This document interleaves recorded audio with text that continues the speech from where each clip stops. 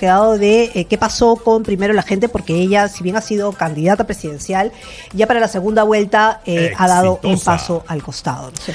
Sí, mira, yo tengo una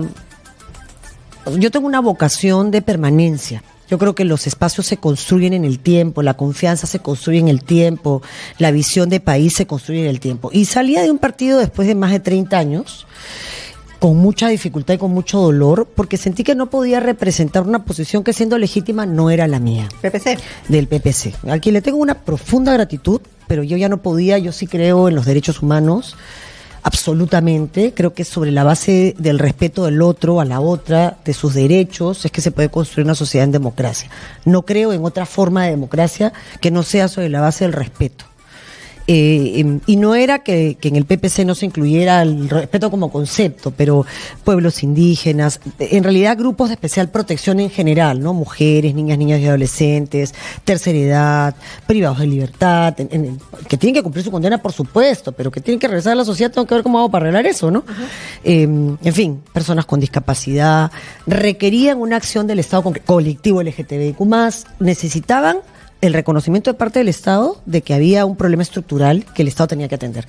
Y yo creo que ese concepto de enfoque de género, en el mejor sentido del término, ¿no? En entender que sí es verdad, la finalidad última es la igualdad de oportunidades, pero el piso no está parejo y necesitamos emparejarlo para caminar a eso. Eso no se entendía y yo dije, yo no puedo hacer esto. Me voy. Y me fui. Y en ese espacio he estado en una búsqueda permanente todos estos años. ¿Tú has estado dentro de esta negociación de López Chao, Roberto Sánchez, ¿no es cierto? No, ni siquiera participé, no. No. Okay. Yo he estado en una búsqueda permanente de un espacio de encuentro. Yo creo que el Perú no se va a poder gobernar desde los extremos. No se va a poder. Porque tienes a una señora Keiko Sofía Fujimori que ha sido elegida presidenta por un porcentaje del país y tienes a un 60% del país que entre que está, bueno, reconociendo el resultado y otros ya cuestionándolo, que eso me parece un error, a la CIDH o a donde quieras, me parece un error, en vez de ponernos a trabajar en qué vamos a exigir para los primeros 100 días, cómo vamos a monitorear, qué esperamos del cierre de infraestructura, el cierre de brechas, todas las tareas pendientes que tiene el Perú y qué rol vas a jugar, estás perdiendo liderazgo en una batalla que no tiene destino, ¿ya? Además, aportas unas elecciones municipales y regionales en el que se reconfigura el poder en el Perú y el crimen organizado puede entrar a tomar territorios. En esa lógica encuentro un grupo de personas que pensaban como yo y empezamos a formar una suerte de espacio ciudadano que tenía como objetivo hacer acción política. No era una asociación, no era un colectivo, no era activismo. Y además se vendió como centro, parecía centro. Es que yo no puedo estar en otro espacio, porque yo creo que la persona es el centro de la discusión política.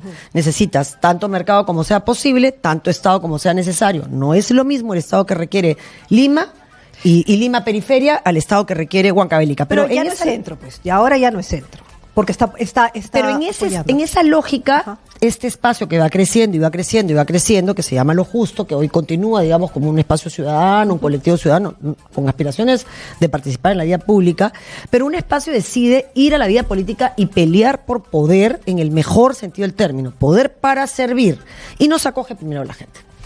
Y Primero la Gente era un partido que, si bien nace en el 21, un poco en centro izquierda, dentro de su ideario reconocía la economía social de mercado, que para mí es un requisito, porque es desde donde yo veo que se puede hacer distribución justa, inversión privada, eso, y libertad y justicia. Dije, bueno, y iba al centro. Entonces dije, bueno, yo quiero ser candidata presidencial en la medida en que pudiera. En ese momento no podía por un tema familiar, por mi mami estaba viva, con cáncer complejo, no había manera de pensar en la presidencia.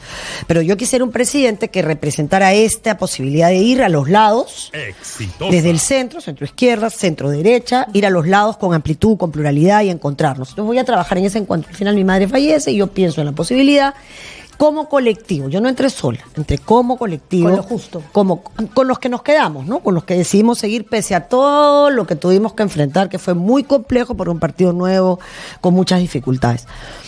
Al final termino, ya cuando mi madre se va, termino postulando a la presidencia y digo, bueno, no hay que destruir el centro, porque es una locura. Cedo la candidatura en favor de un espacio más grande, donde estaba Alfonso López Chau, no se concreta, y decidimos continuar. siempre con un espacio de gente, no yo, porque así no funciona. Yo me voy, yo me molesto, yo quiero ser. Eso no existe, no funciona, no es viable, es irresponsable. Había un señor como Raúl Molina que conoce el territorio, que sabe de descentralización, que tiene una mirada de país, que conoce ese plan, o sea... Ya, pero ¿por qué te vas? Y entonces entramos, Susana Chávez, en fin, Carlos Silva, muchos nombres. Postulamos, no tenemos el resultado que queremos. En este espacio se suma Rudecindo Vega con el Frente Social. En fin, muy bonito el concepto. Y trabajamos muy bien, con mucha humildad, con mucha austeridad. Pero cuando la segunda vuelta vuelve a polarizar el país, Keiko y Sánchez o López Aliaga, porque todavía en ese momento no se definía, nosotros decimos, se acepta el resultado, primero. No creemos que Keiko sea la opción para el Perú. Coincidencia total. Y tercero, vamos a tener 3 objetivos concretos. Derogar las leyes que favorecen el crimen organizado. Enfrentar la impunidad. Son 2 de las cosas con las que hay que enfrentar ahora al gobierno de la señora Fujimori. Eso debería ser lo primero. Por supuesto. Y además, garantizar que no se siga retrocediendo en derechos, sobre todo educación y todos los temas que tienen que ver con mujer y enfoque de género. Y ellos deciden apoyarlas. Antes incluso de que ya se haya definido que yo no puedo acompañarlos, vamos por el voto de libertad.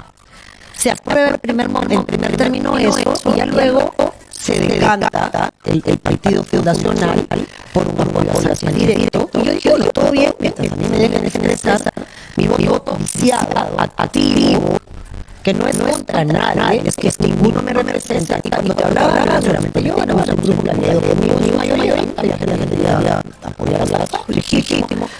Peleamos la libertad, pero el respeto.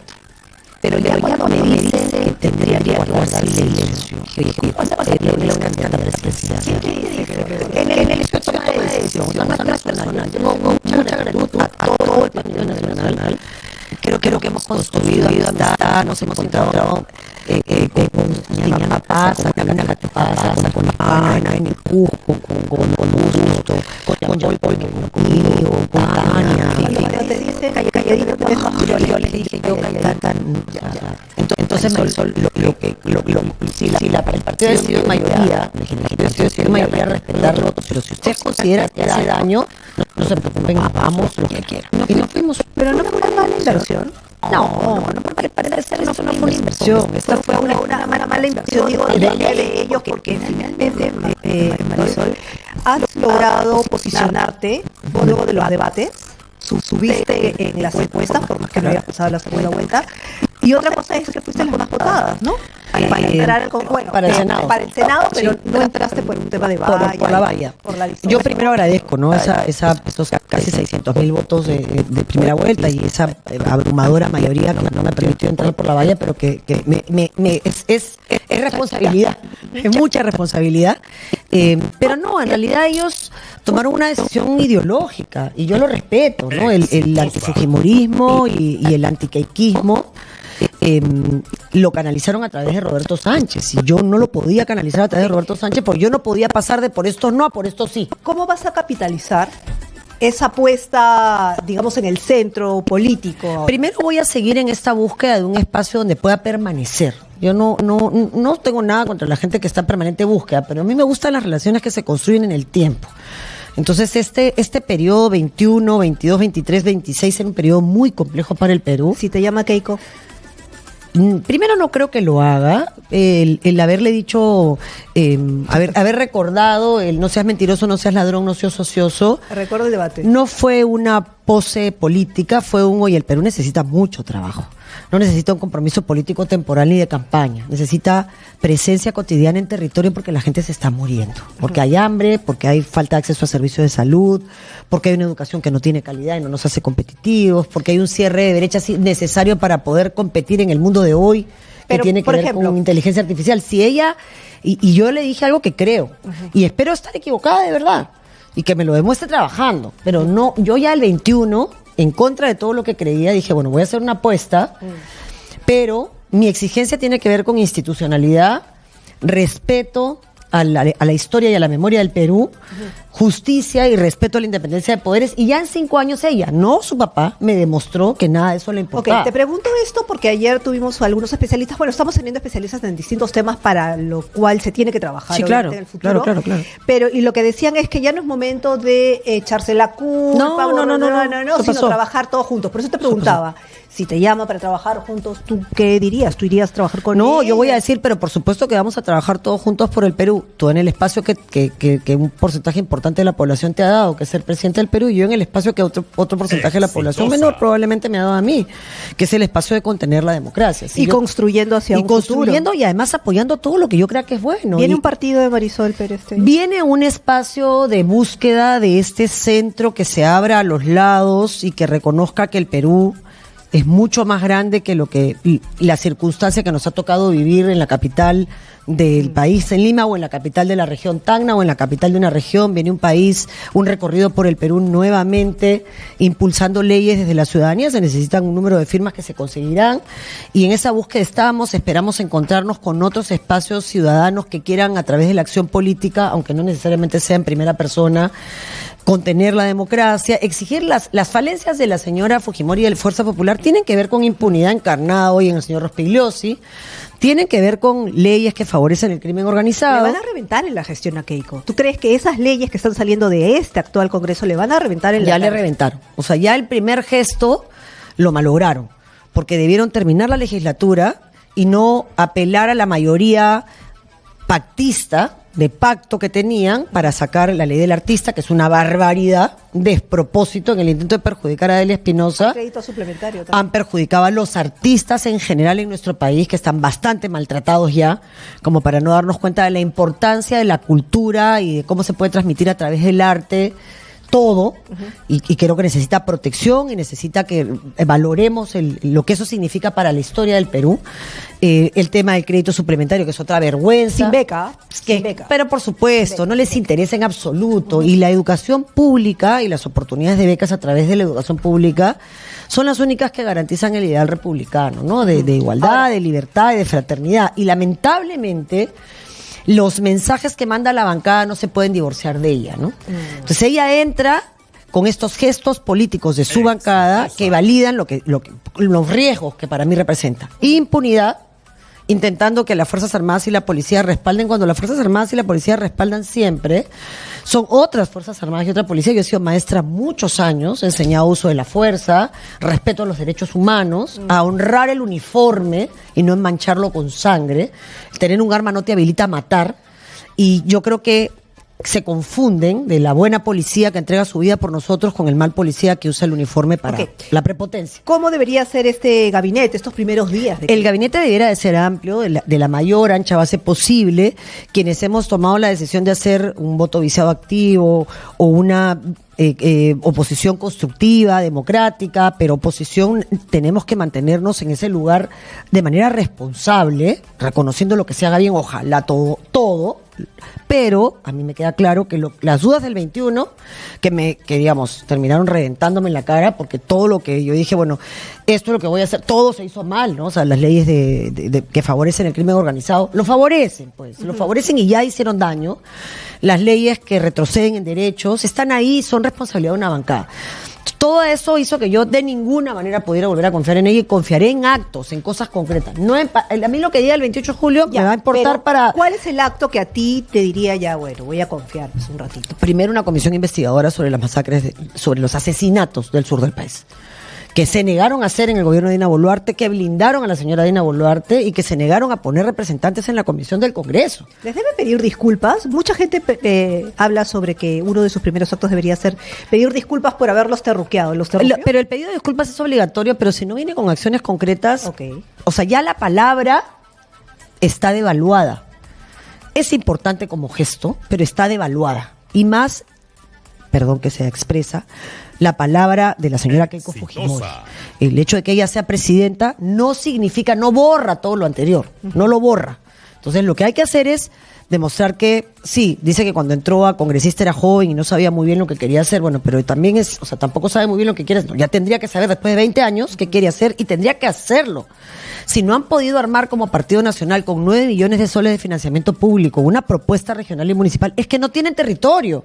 Yo lo entiendo de partidos nuevos, pero no un partido que es el partido más fuerte del Perú en este momento. Entonces ahí hay una responsabilidad de que... Y se viene el niño, se viene el niño. Se viene el niño. Entonces hay que aprovechar capacidades, hay que tender puentes con buen gobierno, con Alfonso López Chao, con obras. Hay que tender puentes incluso con quienes han entrado de Roberto Sánchez. ¿Qué te parece? Oye, nos tenemos que ir, pero no te puedo dejar de preguntar. Bueno, y por eso me fui agradeciendo y diciendo, bueno, ustedes tomaron una decisión en un momento similar al del 21 y yo esta vez no puedo acompañarlos. Así que muchísimas gracias, pero ya. Nieto, ¿qué te parece Nieto? Nieto es un gran amigo, nosotros hemos sido ministros juntos, trabajamos en una sola fuerza juntos, yo estuve a cargo de Ancash, una lógica para enfrentar eso bien pensada, bien estructurada. Tengo mucho aprecio. Nosotros no fuimos juntos en este momento porque su partido estaba todavía en proceso de inscripción. Yo felicito pero creo que va a ser oposición, va a ser la bisagra. Sí, por supuesto que sí. Y además voy a acompañar todo lo que haya que respaldar. Habrá que respaldarlo porque sí necesitamos una oposición seria, serena, no de la pataleta, no del insulto, no del vamos a destruirlo. No hay nada bueno que puedan hacer de la destrucción. Se construye haciendo.